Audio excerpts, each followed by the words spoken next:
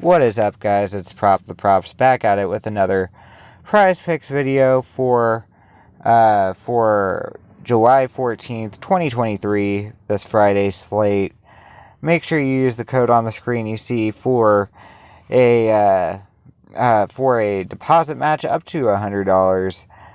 PR-ZF7F3IK. Make sure you open up the app if you haven't signed up. I'll go ahead and repeat it. You can take a screenshot, but if you are needing it to be repeated because you're just now signing up, it's PR-ZF7F3IK. Get your deposit match up to $100 today with your first deposit. And when you do, you're going to be able to not just tail my plays, but you're going to be able to take advantage of things like Taco Tuesday they do. And anyway, onto the video. Here is the first picks of the day. Recap of our All-Star Game picks. Garrett Cole did cash with ease. We had those balls that were almost hit over the wall but caught. But the same person who caught one of those balls did have to put one in play against Galen, unfortunately, ruining our potential to an O-slip on this one. However, make sure you do also take a moment, like and subscribe. I've been giving out banger picks. We did cash our Flex Friday when we got $100. That was pretty awesome. Anyway, our first pick of this Friday slate we've got going on is Justin Turner under his fantasy score. We're going to be taking a look at that. He is batting .288 on the season with 333 plate appearances, or at-bats, I should say. 13 homers, 52 RBIs, 4 stolen bases, a solid OPS of .824. Take a look. He's been doing very well. 9-game hit streak going on for Turner right now. We got a 1-3-1-2-2-2-2-1 and 1 in terms of hits. Starting the streak off on June 30th against Toronto, he had a homer. And ever since then, he has been hot. 7 total bases the next day. And I mean, he's due for regression. I mean, it's not easy to go 9 straight games with a hit. Here are the doubles, triples, homers, RBIs, walks, all of that good stuff, strikeouts. And you see, he's been doing so hot. You gotta imagine at some point he is gonna have to go under.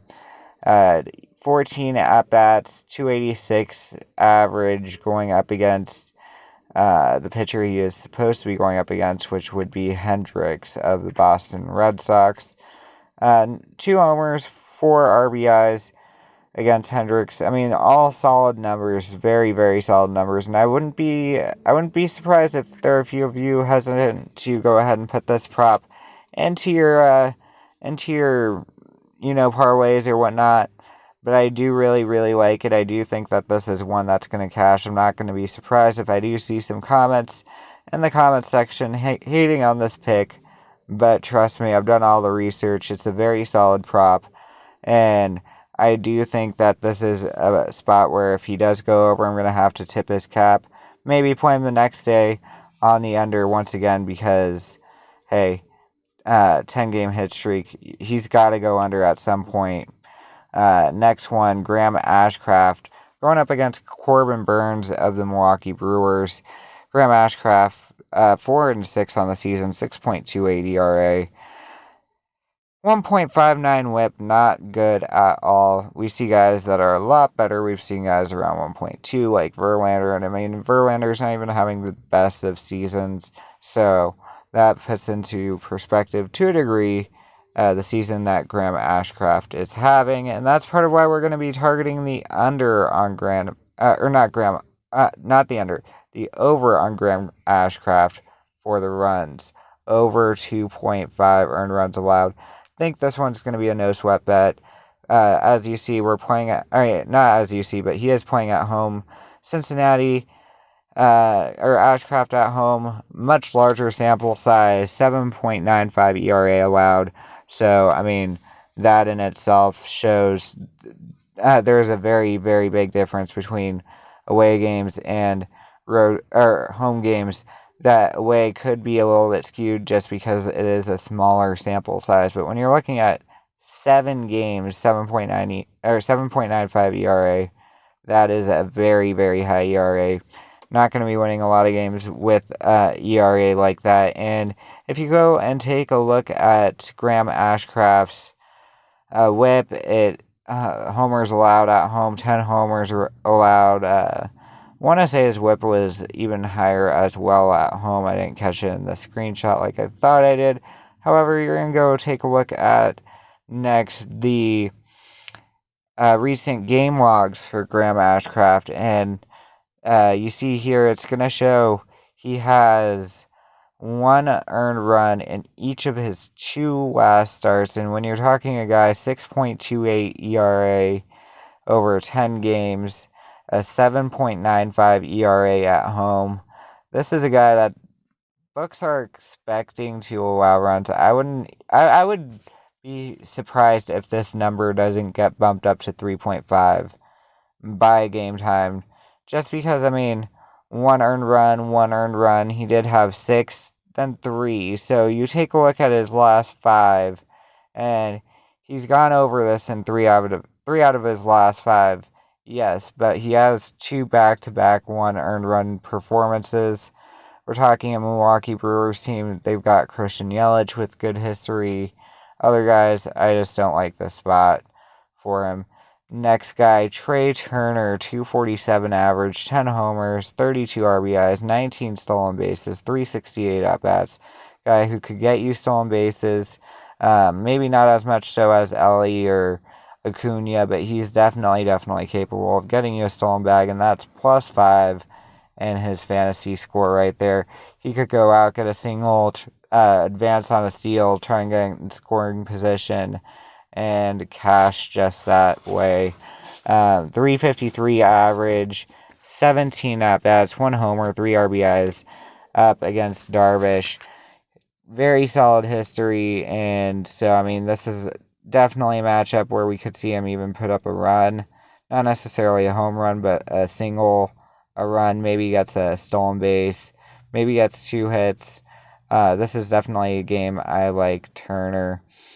He's been a little bit streaky coming off a no-hit game, which does does increase my reason for why I like him.